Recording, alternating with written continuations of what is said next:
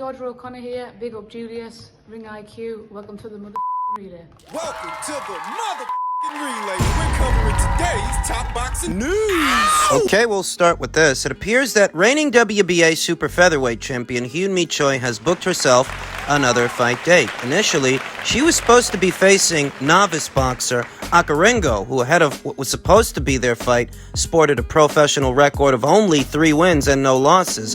Hardly a credible scalp and a credible opponent for this division's longest reigning champion. Needless to say, that fight fell through. Akarengo ended up fighting someone else and losing to someone else. Now, Hearn Choi is set to return to action next month on the 19th against an opponent that has yet to be announced in what is being billed as a WBA championship. You get the sense that Hearn Choi wants more belts. She just doesn't want to have to go through much resistance in order to get them, as she was offered an opportunity to face both Michaela Mayer and Alicia Baumgartner, and she passed both times. Is she now feeling the pressure? This division has more of a profile than it did in previous eras of boxing. This division is getting a lot more attention than it used to. Are people in Hearn Choi's neck of the woods starting to wonder why she's not fighting Alicia Baumgartner, why she's not fighting Michaela Mayer? Because she's shooting for a title, it's just not a major one. The WBA title, which resembles the IBF title, the IBF title that Michaela Mayer won from then reigning IBF champion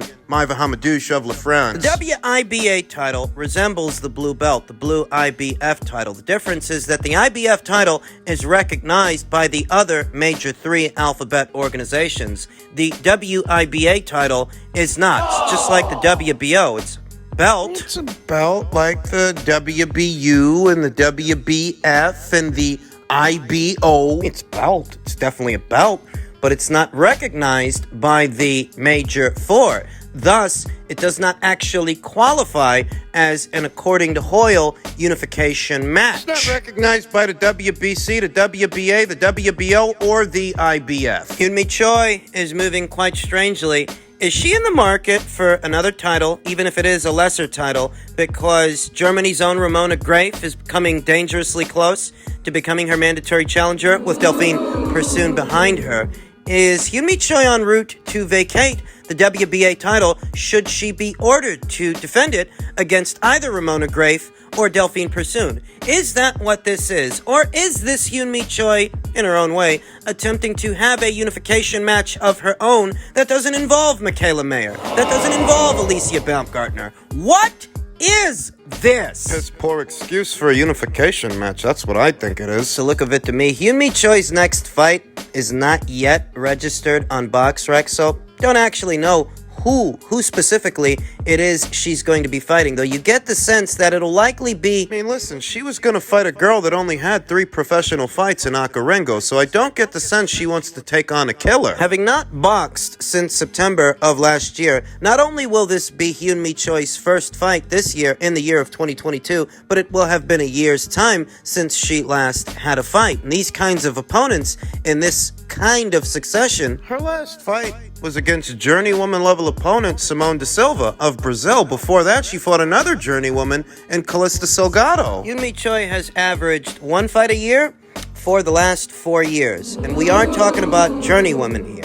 If she fights another one for the 5th year in a row... Serious fucking problem. Hearn Choi has been this division's reigning WBA champion since 2013. She's had that title for 9 years, but you see the way that she's been matched the last couple of years, and that explains how she could have been a champion for that amount of time, been a champion this long, and never unified with anybody. When you're sparsely active, I mean, you barely fight, and when you do fight, it's really not against anybody world class. It's really not against anybody good. When you do that, you go about navigating your career that way, well, yeah, you can have a pretty long reign as a champion. Yeah, uninterrupted, because you're not taking on very many, if any, credible threats. And you know, you might have been able to get away with that for a while when this division wasn't getting as much attention as it's been getting in recent years, but now people are starting to notice. I mean, you can go in there and fight whoever it is you're fighting for this WBA title, but won't quench the thirst from the fight fans, satiate their appetite to see all this division's champions lock horns with each other until there is only one woman standing so far away from the West. There's no avail from their scrutiny. Men's middleweight news. Golovkin versus Lara title consolidation clash. Expected to be ordered per previous WBA ruling. This goes back to what we talked about in my previous video, how Gennady Golovkin going to PBC and Showtime, it is a possibility. However likely or unlikely you might think it is. However likely or unlikely I might think it is. They have fights there for him. And this is one of them. The committee decided to approve the request for permission, and if Golovkin wins the fight against Canelo, he will have 5 days until September 23rd to inform which title he wishes to keep and defend, noted the sanctioning body at the time of granting an exemption request filed by Golovkin. If it is the middleweight title, he will have 120 days to face Erislandy Lara in a mandatory fight. If he loses, he will have the same deadline to defend his middleweight title against the Cuban in his next fight. Golovkin will have until mid-January to face Lara to avoid having to vacate the WBA title. This fight used to be a hot topic some years ago. Back when Gennady Golovkin's then trainer, Abel Sanchez, said that Gennady Golovkin could beat anyone from 154 pounds to 168. Erislandy Lara seemed to have wanted to hold Gennady Golovkin to that promise. He wanted to fight him, but it seems like Erislandy wanted Gennady to come down to junior middleweight, wanted him to come down to 154 pounds, which I always viewed as unrealistic. That guy's not gonna come down for you because you ain't worth no money. Abel Sanchez said what he said. He likely had Floyd Mayweather in mind, not Erislandy Lara. Let's be honest, everybody knew that. But for many years, Erislandy Lara called out Gennady Golovkin, who was rising in fame, rising in popularity, sitting there at 154 pounds instead of going up there to middleweight and potentially becoming a mandatory challenger for him so that he could corner that fighter and get that fight. He chose to play dumb, which I thought was dumb. Because for the people that he was fighting at junior middle, he might as well have went up to middle and sought that fight with Gennady, which would have been a high-profile fight. In any event, this fight used to be a hot topic. And many years ago, I would have favored Gennady Golovkin to beat Erislandy Lara, beat him handily, and stop him based on the styles of the fighters. Erislandy Lara being the pure boxer, and Gennady Golovkin being the boxer-puncher with a tendency to apply pressure. Pressure in the form of volume. Gennady Golovkin's work rate then, and Gennady Golovkin's work rate now. You know, Gennady used to apply a lot of pressure on guys in those days. Really used to squeeze guys. But that was in Abel Sanchez, Gennady Golovkin. What stands before us here today is a Jonathan Banks Gennady Golovkin. Seems like Jonathan wants Gennady to be more of a boxer than a puncher. But against Erislandy Lara, he would have to be more of a puncher than a boxer. He'd have to double and triple up on that jab, cut the ring off, really put the squeeze on this guy, force him into exchanges where Gennady could unload his power shots. Erislandy Lara is registered as being 39 years old, whereas Gennady, he's 40. Neither guy is the same fighter that he used to be all those years ago. You know, Erislandy, he's undergone some changes as well. He's not on his bicycle as much as he used to be these days. He doesn't move around the ring quite as much. Erislandy Lara claimed the secondary WBA middleweight title following a first-round knockout of aspiring contender Thomas Cornflake Lamana last May 1st in Carson, California. The Cuban export has since made one successful defense, an 8th-round knockout of Gary Spike O'Sullivan on May 28th in Brooklyn, New York. Lara's not the same fighter that he used to be either. Since the Brian Castano fight some years ago, Erislandy Lara's quality of competition has taken a turn for the worst. It has nosedived, and he's certainly not the same fighter that he used to be. He's not as mobile. He doesn't spend as much time on his bike as he used to. Getting older, the gradual decay of time, it'll do that. He's not as mobile as he used to be. And the relevance of that in this conversation is that if he's not buying himself time by moving laterally and managing the distance between himself and his opponent, he's a more stationary target, easier to find and easier to hit. You know what they say, power is the last thing to go, but a fighter's legs, that's the first. And that applies to both fighters. It applies to Gennady just as much as it applies to Erislandy, but the difference is Gennady Golovkin is the come-forward fighter. He's the one who's trying to close the gap and get within striking distance of his quarry. And if Erislandy is not as mobile as he used to be, that makes Erislandy that much easier to find, pin down, and pummel. The last 3 years, Erislandy Lara's averaged one fight a year for the last 3 years. Greg Vendetti in 2020, Thomas Cornflake Lamana 2021, and Gary Spike O'Sullivan in May of this year. And we know what Gennady Golovkin's been doing the last 12 months. He fought Ryota Murata earlier this year, stopped him, and he more recently went the distance with reigning undisputed super middleweight champion Canelo Alvarez. And perhaps speed would still go to Erislandy Lara. Maybe he does have the faster hands, but he's not the more durable fighter, and I don't think he's got better punch resistance than Gennady Golovkin does. Even here today, Gennady Golovkin has never been stopped or dropped. Lara has, multiple times, in his prime as well. The thing is that Gennady Golovkin has to be busier in this fight, certainly busier than he was this past weekend. Against Erislandy Lara, he's got to let his hands go.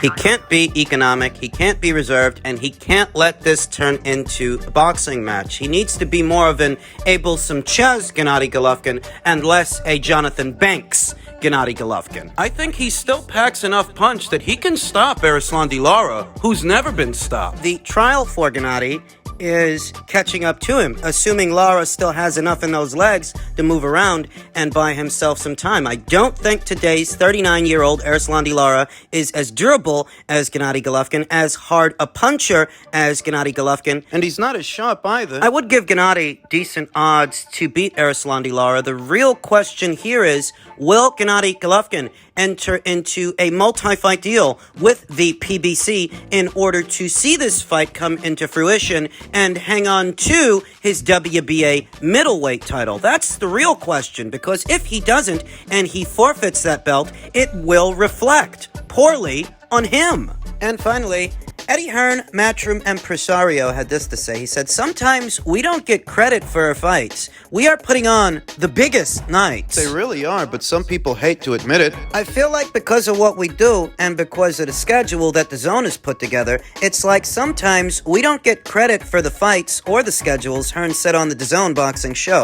But when you actually break it down, coming off the back of AJ versus Usyk, Canelo versus Triple G, Ben versus Eubank, even Wood against Lara, Chocolatito against Estrada, Canelo versus Bivol against Ramirez, Katie Taylor against Serrano. Like, guys, come on. We're putting on the biggest nights and fights globally in the sport, and I happen to agree with that. I say that myself here on the channel many times. While other outfits and other promoters are putting on decent shows, they're really not promoting on the level of Matchroom that stages shows globally, around the world in different markets. Do you see Frank Warren doing shows in Australia, Spain, Italy? You don't really need the pat on the back, but every now and again it's nice. Maybe that's what happens when you pack your bag up and retire, Hearn said. It's frustrating sometimes when I look at the schedule, and who else is doing that? Who else is putting on those fights, those nights on, those fanfares globally, selling out arenas, the production? Nobody is. Nobody else is. That's not saying that the other promotional outfits out there aren't putting on decent shows of their own. They are, but they're not putting them on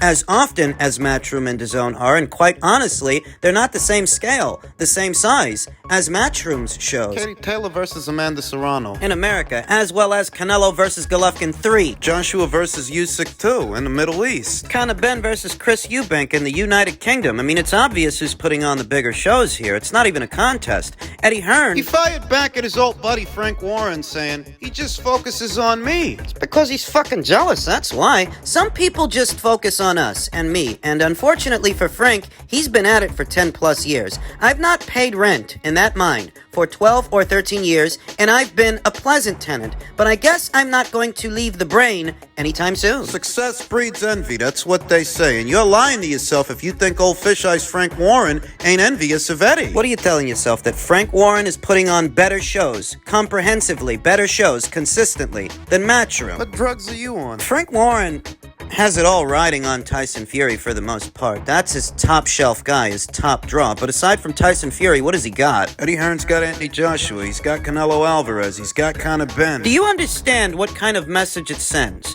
That the cash cow in America, he had the option of going anywhere that he wanted. He had the option to go to Top Rank. He had the option to go to the PBC and form a long-term relationship with them. But as soon as Canelo Alvarez became a free agent, able to go wherever he wants to go, He went to Eddie Hearn. And you think he went to Eddie Hearn because he doesn't know what he's doing? I still believe we have the biggest draw in the division in the shape of Anthony Joshua. If he's not the biggest draw in the division, he's the second biggest draw in the division. We also work with Dillian White. We've got the mandatory challenger for the IBF World Heavyweight title, Filip Hrgovic. Frank's probably forgotten about that one as well. And even Zhilei Zhang. We've got Derek Chisora rumbling on. We've got Dempsey McKean, top 10 in the world, and we've got plenty of investment in the heavyweight division, and that's just the heavyweight division. That's not even counting Katie Taylor, the biggest name in women's boxing. That's not even counting young up-and-comers like Bam Rodriguez, reigning WBC super flyweight champion. Success breeds envy, and there are a lot of people that are envious of Eddie Hearn's success. Because he's not limited to catering to just one market like Frank Warren or Ben Shalom. The UK-based outfits that are focused on a UK market, whereas Matchroom is global. Top Rank and the PBC, well, those are American-based outfits that are more focused on an American audience. These are not global outfits either, doing shows globally in Italy and Spain, Australia, the United Kingdom, The United States. the UAE, Saudi Arabia. I mean, it goes without saying that None of Eddie Hearn's competitors are promoting shows on a global scale. They're not. it's not an anecdote, that's not an annotation, that's not an opinion, that's a fact, Jack. And that's why they must form these partnerships and form these alliances just to try and keep up with him and keep up with Matchroom. That kind of success breeds envy. And that's not saying that these other outfits aren't putting on good shows of their own. They are. These are not shows that are on the same scale, same size as Canelo versus Golovkin 3 in America or Conor Benn versus Chris Eubank Jr. in the United Kingdom, Joshua versus Usyk 2 in The rematch that took place in Saudi Arabia. shows like Oscar Valdez versus Shakur Stevenson or Shakur Stevenson versus Robson Conceição this weekend. These are good shows, good little shows, and good little fights. Parker versus Joyce, that's a good show and a good fight. But it ain't Conor Benn versus Chris Eubank Jr. in terms of scale and size and finance-wise. Look, when you're that successful, there are people that are going to hate you for it, especially the people trying to keep up with you. That's all it really is. Because you're making their job a lot harder. So they're not going to be happy about that. From a consumer perspective, however, it's undeniable that Matchroom is putting on bigger and better shows more often than all of their competitors. You know what it is? People figure it's easy to take shots at a guy that's doing well. It's more or less what you see with Canelo, Katie Taylor. This conversation ain't exclusive to boxing. Anybody excelling in their particular field is likely going to have a group of individuals that just can't do nothing right for them. That's the way it is. It's an occupational hazard regardless of the occupation. You can't mind the haters because they're not going anywhere. You should be grateful that you have them. You should be. Because when you're in the light, if they're not hating on you, it means you ain't doing it right. The earmark of success is sometimes how many people hate you for it.